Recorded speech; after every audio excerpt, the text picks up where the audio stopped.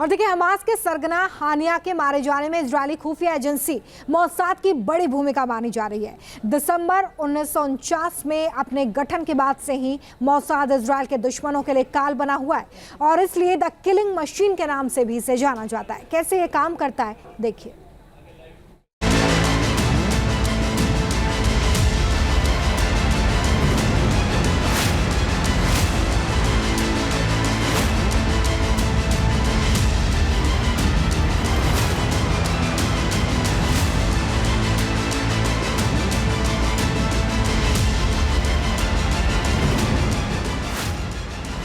जिससे खौफ खाते हैं दुश्मन, जिसके आगे पनाह मांगते हैं आतंकी,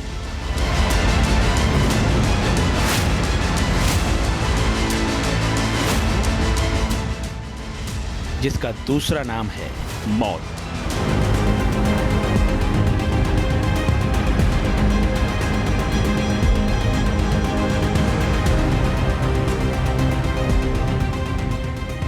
मोसाद यानी दुनिया की सबसे खूंखार खुफिया एजेंसी, इसे इजराइल की किलिंग मशीन भी कहा जाता है, जिसके एजेंट अपने देश के दुश्मनों को दुनिया के किसी भी कोने में ढूंढकर मार गिराने के लिए जाने जाते हैं।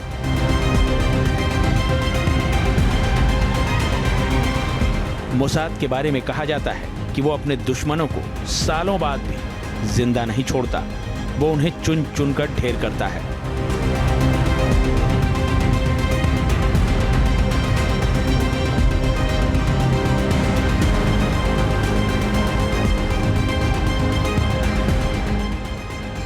मोसाद का सीधा मतलब होता है दुश्मनों की मौत।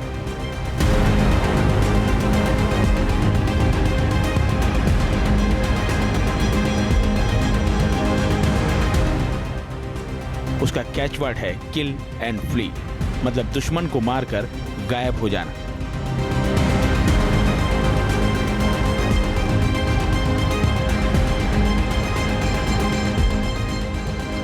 मोसाद के कई विभाग हैं, लेकिन इसकी आंतरिक संरचना का विवरण ज्यादातर गुप्त ही रहता है।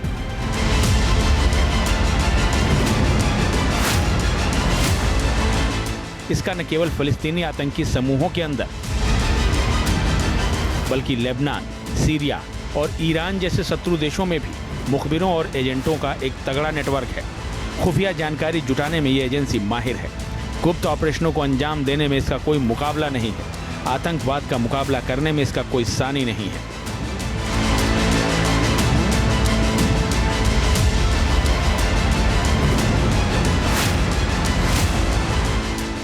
मोसाद का विशाल जासूसी नेटवर्क उसे न केवल आतंकियों के आकाओं की गतिविधियों के बारे में गहन जानकारी प्रदान करता है, बल्कि वो जरूरत पड़ने पर उनकी हत्याओं को अंजाम देने से भी नहीं चूकते।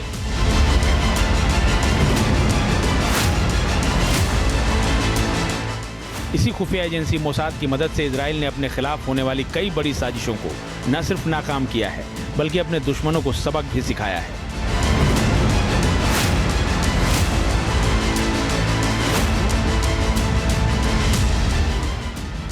मोसाद की सैकड़ों दास्तानें हैं जो उसकी कामयाबियों को तस्दीक करती हैं।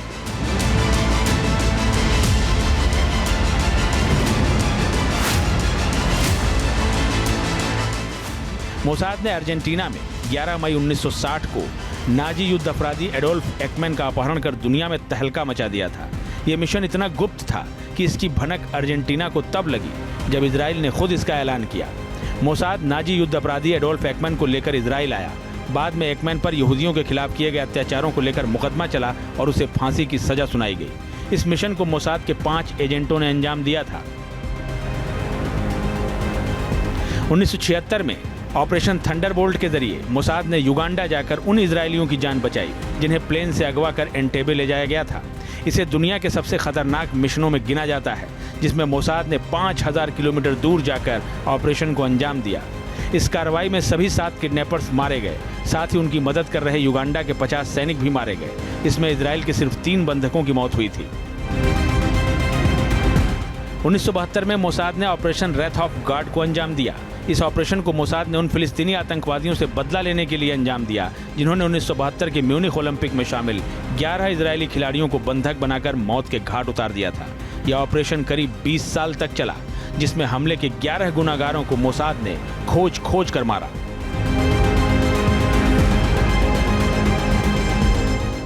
इतना ही नहीं, चाहे दुबई में छुपे हमास के महमूद अल मबूह को ठिकाने लगाना हो या फिर ट्यूनीशिया में नाम बदल कर रह रहे खलील अल वजीर को मारना हो,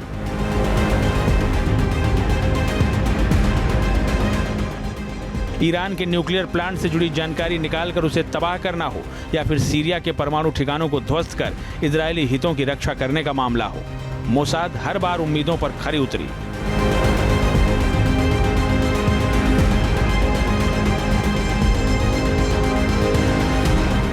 हर नामुमकिन काम को उसने मुमकिन कर दिखाया। इसीलिए इसे किलिंग मशीन के नाम से जाना जाता है। Team news nation.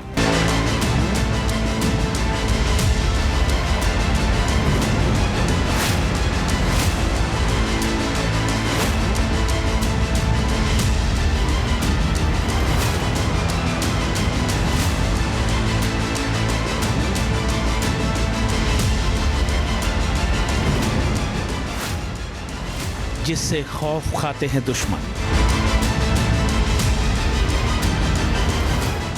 जिसके आगे पनाह मांगते हैं आतंकी,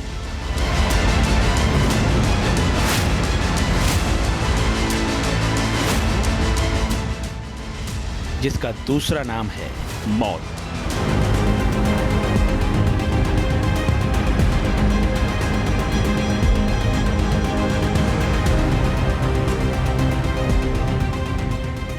मोसाद यानी दुनिया की सबसे खूंखार खुफिया एजेंसी, इसे इजराइल की किलिंग मशीन भी कहा जाता है, जिसके एजेंट अपने देश के दुश्मनों को दुनिया के किसी भी कोने में ढूंढकर मार गिराने के लिए जाने जाते हैं।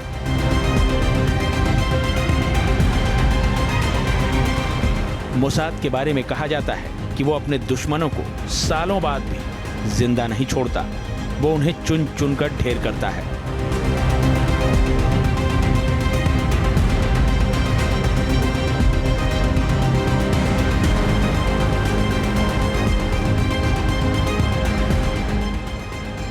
मोसाद का सीधा मतलब होता है दुश्मनों की मौत।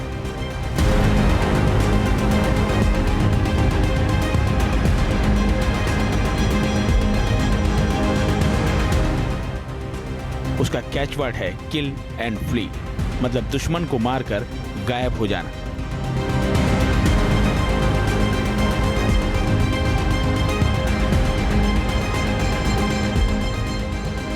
मोसाद के कई विभाग हैं, लेकिन इसकी आंतरिक संरचना का विवरण ज्यादातर गुप्त ही रहता है।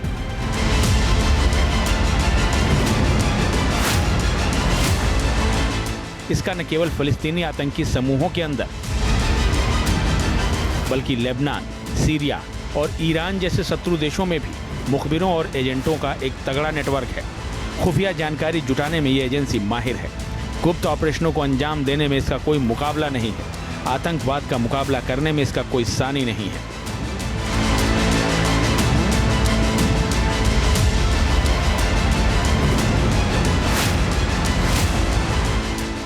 मोसाद का विशाल जासूसी नेटवर्क उसे न केवल आतंकियों के आकाओं की गतिविधियों के बारे में गहन जानकारी प्रदान करता है, बल्कि वो जरूरत पड़ने पर उनकी हत्याओं को अंजाम देने से भी नहीं चूकते।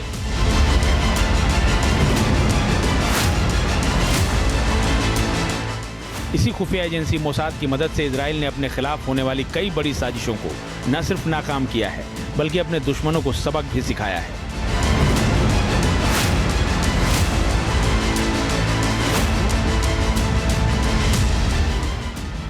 मोसाद की सैकड़ों दास्तानें हैं जो उसकी कामयाबियों को तस्दीक करती हैं।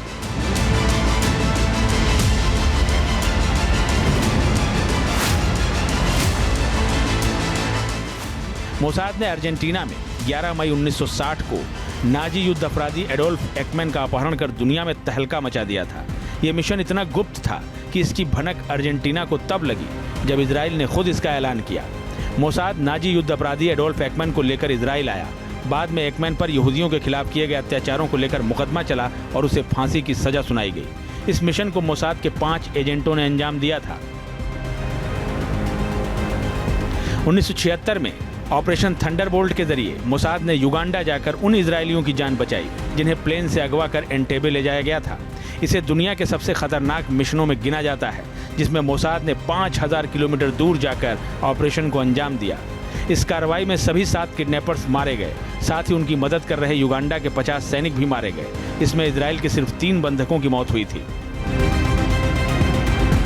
1972 में मोसाद ने ऑपरेशन रेथ ऑफ गॉड को अंजाम दिया। इस ऑपरेशन को मोसाद ने उन फिलिस्तीनी आतंकवादियों से बदला लेने के लिए अंजाम दिया जिन्होंने 1972 के म्यूनिख ओलंपिक में शामिल 11 इजरायली खिलाड़ियों को बंधक बनाकर मौत के घाट उतार दिया था। यह ऑपरेशन करीब 20 साल तक चला, जिसमें हमले के 11 गुनाहगारों को मोसाद ने खोज कर मारा।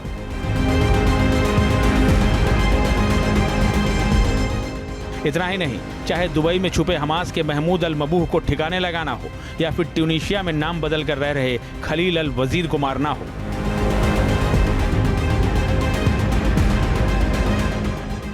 ईरान के न्यूक्लियर प्लांट से जुड़ी जानकारी निकालकर उसे तबाह करना हो या फिर सीरिया के परमाणु ठिकानों को ध्वस्त कर इजरायली हितों की रक्षा करने का मामला हो, मोसाद हर बार उम्मीदों पर खरी उतरी।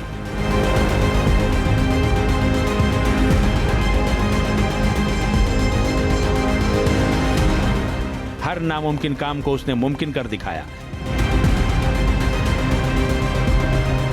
इसीलिए इसे किलिंग मशीन के नाम से जाना जाता है। Team news nation. News nation अब व्हाट्सएप पर खबरों के ताजा अपडेट के लिए न्यूज नेशन के इस QR कोड को स्कैन करें।